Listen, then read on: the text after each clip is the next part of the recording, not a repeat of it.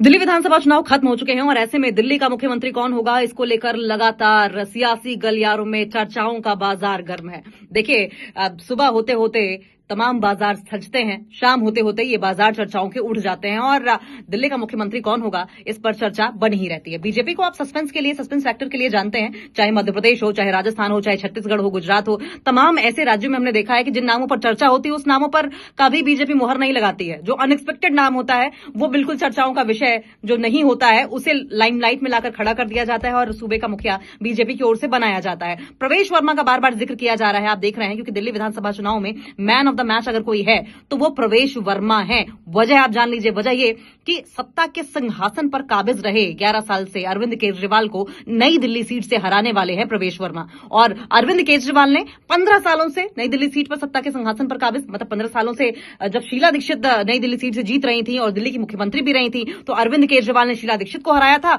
और अब क्योंकि अरविंद केजरीवाल को हराकर प्रवेश वर्मा सामने आए हैं, तो अब man of the match Delhi चुनाव के प्रवेश वर्मा कहे जा रहे हैं। और ऐसे में उम्मीद इसी बात की जताई जा रही है कि प्रवेश वर्मा को ही दिल्ली का संभावित मुख्यमंत्री बनाया जा सकता है। लेकिन तमाम कयास है, तमाम अटकलें लगाई जा रही हैं, कई मीटिंग्स हो रही हैं। आप देख रहे होंगे कि शनिवार से ही लगातार बीजेपी और आरएसएस की कई मीटिंग्स ताबड़तोड़ तरीके से हो रही हैं, जिसमें आपने देखा होगा कि गृह मंत्री अमित शाह हो, रक्षा मंत्री राजनाथ सिंह हो, साथ साथ राष्ट्रीय महासचिव बीएल संतोष के साथ साथ जितने भी सीनियर लीडर्स हैं, तमाम इस मीटिंग का हिस्सा रहे हैं। लेकिन दिल्ली का मुख्यमंत्री कौन होगा, इस पर अभी तक कोई खुलासा नहीं हो पाया है। लेकिन एक रिपोर्ट यह कहती है कि प्रवेश वर्मा दिल्ली के मुख्यमंत्री की लिस्ट में आगे नहीं है।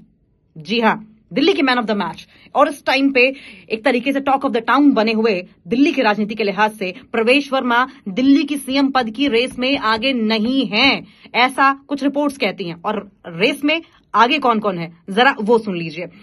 अब रेस में जो नाम आगे दिखाई दे रहे हैं उसमें कहा जा रहा है कि आशीष सूद हो सकते हैं, साथ साथ रेखा गुप्ता हो सकती हैं, सतीश उपाध्याय का नाम भी शामिल है और इसके अलावा शिखा रॉय के नाम भी रेस में सबसे आगे चल रहे हैं। देखिए, आतिशी आखिरी बार जो दिल्ली की महिला मुख्यमंत्री थी, संभावना इस बात की भी जताई जा रही थी कि प्रवेश वर्मा ना होकर किसी मेल को मुख्यमंत्री न बनाकर किसी फीमेल को मुख्यमंत्री बनाया जाएगा। क्योंकि अगर आप अभी तक के इतिहास में देखा जाए तो सुषमा स्वराज, शीला दीक्षित और शीला दीक्षित के बाद आतिशी 3 महिला मुख्यमंत्री रही हैं। और ऐसे में संभावना इस बात की भी है कि हो सकता है किसी महिला को ही मुख्यमंत्री के तौर पर मैदान में उतारा जाए, किसी महिला को ही मुख्यमंत्री बनाया जाए, जिसमें रेखा गुप्ता और शिखा रॉय के नाम हो सकते हैं। प्रवेश वर्मा का नाम यहां भी नहीं है। लेकिन कहीं ना कहीं अगर आप राजस्थान की राजनीति को करीब से समझते हो, अगर आपने राजस्थान की राजनीति को देखा हो, जब इलेक्शंस हुए थे और उसके बाद किस तरीके से इलेक्शंस में मंत्रिमंडल का गठन हुआ, सीएम पद का अनाउंसमेंट हुआ, सीएम की रेस में कौन कौन था, इसको लेकर चर्चाओं का बाजार गर्म रहा। देखिए, बीजेपी की अगर बात करें तो बीजेपी कभी भी किसी चेहरे पर चुनाव नहीं लड़ती, वो प्रधानमंत्री नरेंद्र मोदी और नेशनल एजेंडों पर चुनाव लड़ती है और जिसका फायदा कहीं ना कहीं बीजेपी को ग्राउंड पर होता दिखाई भी दिया है। अगर आपको राजस्थान इलेक्शंस याद होंगे तो आपको याद होगा कि ये प्रोजेक्ट किया जाने लगा था कि दिया कुमारी, राजस्थान इलेक्शंस को याद कीजिए, दिया कुमारी को मुख्यमंत्री बनाया जा सकता है और दिया कुमारी के नाम पर ही कहीं ना कहीं हवाएं चलती हुई दिखाई दे रही थी राजस्थान के हवाओं में, सियासी गलियारों में बीजेपी के लिहाज से। और राजस्थान के सबसे डोमिनेंट कास्ट राजपूत, क्योंकि दिया कुमारी खुद भी राजपूत हैं, उनका नाम सियासी गलियारों में चर्चा का विषय था कि दिया कुमारी को मुख्यमंत्री बनाया जाएगा। लेकिन हुआ क्या था राजस्थान में? दरअसल राजस्थान में हुआ यह था कि भले ही दिया कुमारी का नाम सबसे आगे रखा गया हो, लेकिन एक बहुत ही लो लेवल से कहने का मतलब है जो चर्चाओं का विषय नहीं है, जो बहुत डाउन टू अर्थ है, जिसका नाम नहीं है मीडिया में बहुत ज्यादा, को एक लो प्रोफाइल कैंडिडेट भजन लाल शर्मा को मुख्यमंत्री बना दिया जाता है और दिया कुमारी, जिनको मुख्यमंत्री बनाया जाना था, उन्हें डिप्टी सीएम का पद दे दिया जाता है। और उसके बाद हम देख रहे हैं कि डिप्टी सीएम का पद लेकर दिया कुमारी खुशी खुशी जनता की सेवा करती हुई, सर्व करती हुई, राज्य की सेवा करती हुई नजर भी आ रही है। तो संभावना इस बात की भी जताई जा रही है कि हो सकता है कि अब की बार भी ऐसा हो सकता है कि दिल्ली में जिस तरीके से प्रवेश वर्मा के नाम की हवाएं हैं, प्रवेश वर्मा को दिल्ली का मुख्यमंत्री ना बनाकर दिल्ली का स्ट्रक्चर देखते हुए संभावित है कि एक और डेप्यूटी सीएम का पद गठित किया जाए जो कि प्रवेश वर्मा को दे दिया जाए। हालांकि अभी तक क्लैरिटी किसी चीज में नहीं है, ये सब कयास ही हैं जो लगाए जा रहे हैं। और आपको बताएं कि बीजेपी के लिए प्रवेश वर्मा भविष्य में फायदेमंद साबित हो सकते हैं, क्योंकि हरियाणा की अगर बात करें, पश्चिमी यूपी और राजस्थान में जाटों को संदेश देने में वो काम आएंगे। इसलिए भी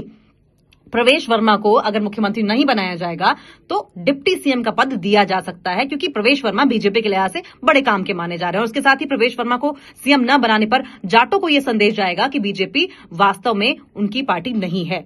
तो यह भी मजबूरी है कि बीजेपी को प्रवेश वर्मा को कोई ना कोई पद देकर संतुष्ट करना ही होगा। अब आशीष सूद का नाम क्यों आगे है? दिल्ली में देश भर के लोग आकर बसे हैं और इसी शहर में सबका स्वागत किया है, ये आप जानते ही हैं। दिल्ली को कोई पंजाबी नेतृत्व की चाहत रखती है दिल्ली जो है, और ऐसे में आशीष सूद क्योंकि पंजाबी कैंडिडेट है, ऐसे में संभावना इस बात की है कि वो मुख्यमंत्री बनाए जा सकें।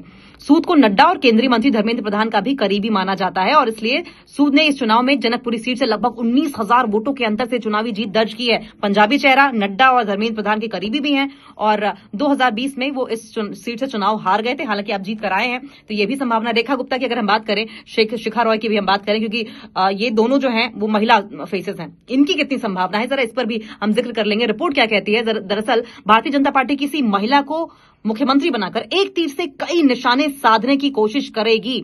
और अगर हम इंडियन एक्सप्रेस न्यूज़पेपर की बात करें तो सूत्रों के हवाले से इंडियन एक्सप्रेस ये लिख रहा है कि मुख्यमंत्री पद किसी पंजाबी महिला को दिया जा सकता है या फिर जाट नेता को दिया जा सकता है। फिलहाल पंजाब पार्टी एक पंजाबी नेता को मुख्यमंत्री बनाने की ओर झुकती हुई दिखाई दे रही है, पर मुख्यमंत्री पद के लिए एक और मजबूत दावेदार के रूप में रेखा गुप्ता है, जो आरएसएस से जुड़ी भी हैं।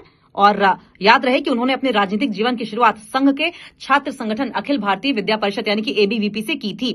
और न सिर्फ इतना, वे भारतीय युवा मोर्चा की दिल्ली इकाई की सचिव और राष्ट्रीय सचिव रह चुकी है और इसके अलावा वे पार्षद, दिल्ली बीजेपी महिला मोर्चा की महासचिव और बीजेपी की कार्यकारिणी सदस्य भी रह चुकी हैं। और इसी के साथ ग्रेटर कैलाश से 2 बार बीजेपी की पार्षद रह चुकी है शिखा राय भी मुख्यमंत्री की पद की जो रेस है उसमें आगे दिखाई दे रही है। 2011 में कर्फ्यू के दौरान उन्होंने श्रीनगर के लाल चौक पर तिरंगा फहराने के बाद सुर्खियां बटोरी थी और 2015 में कस्तूरबा नगर और 2020 में ग्रेटर कैलाश से विधानसभा चुनाव लड़ा था, लेकिन हार गई थी। इसके अलावा दिल्ली बीजेपी की सचिव, महासचिव, तमाम ऐसे संगठन हैं। आप अगर बीजेपी शासित राज्यों की बात करें तो कोई भी ऐसा स्टेट नहीं है जहां पर किसी भी राज्य में मुख्यमंत्री के तौर पर किसी महिला को काबिज कराया गया हो या किसी महिला को जगह दी गई हो। ऐसे में संभावना इस बात की भी बन रही है कि दिल्ली में हो सकता है महिला मुख्यमंत्री बना दी जाए। और सुषमा स्वराज, जैसा कि हम पहले भी बता रहे थे कि सुषमा स्वराज, आतिशी और शीला दीक्षित ने इस परंपरा को आगे बढ़ाया था और किसी महिला को मुख्यमंत्री बनाने से पहला फायदा बीजेपी को यह होने वाला है कि किसी जाति या समुदाय को नाराजगी या कोई पछड़ा ही नहीं पड़ेगा। ठीक है, और इस पछड़े से, इस मुसीबत से जहां बीजेपी निकली हुई दिखाई देगी, वहीं किसी खास जातीय समुदाय के किसी शख्स को सीएम बनाने पर सबसे ज्यादा डर इस बात का रहता है कि खास प्रतिद्वंदी अपने आप को उपेक्षित महसूस करने लगता है। अगर महिला होगी तो ये धर्म, कास्ट, क्रीड, ये सब फैक्टर्स नेग्लिजिबल एक तरीके से हो जाते हैं। हालांकि नामों के अलावा और भी कई नाम हैं जो रेस में शामिल हैं। पूर्व दिल्ली बीजेपी अध्यक्ष सतीश उपाध्याय भी मुख्यमंत्री पद के संभावित दावेदारों में चल रहे हैं। कहा तो यह भी जा रहा है कि रवि किशन भी हो सकते हैं, मनोज तिवारी भी हो सकते हैं और दिल्ली बीजेपी के उपाध्यक्ष और एसडीएमसी के स्थायी समिति के अध्यक्ष सहित कई महत्वपूर्ण पदों पर काम करने वाले सतीश उपाध्याय भी हो सकते हैं। तो कुल मिलाकर ये देखिए, नाम बहुत सारे हैं। क्या प्रवेश वर्मा को मुख्यमंत्री अगर नहीं बनाया जाए तो डिप्टी सीएम का पद दिया जाएगा? ये सवाल है भी। क्या महिला मुख्यमंत्री को जगह दी जाएगी? इन तमाम सवालों के साथ देखना यह होगा कि क्या 20 फरवरी को शपथ ग्रहण होगा और 20 फरवरी को अगर शपथ ग्रहण होता है तो मुख्यमंत्री कौन होगा।